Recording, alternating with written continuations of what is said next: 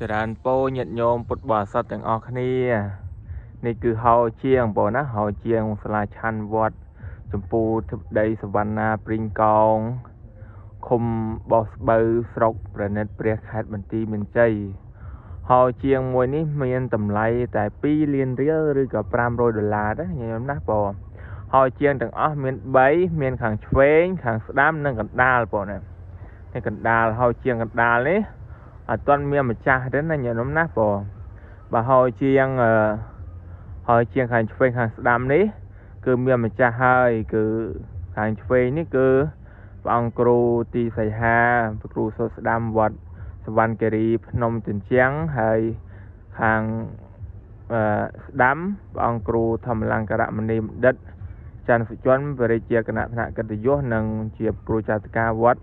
ប្រាសាទស្រះកណ្ដាលខ្ចាស់ហើយនៅកណ្ដាលគឺនៅអត់ទាន់មានម្ចាស់ទេណាខ្ញុំណាបងសូមអនុមោទនា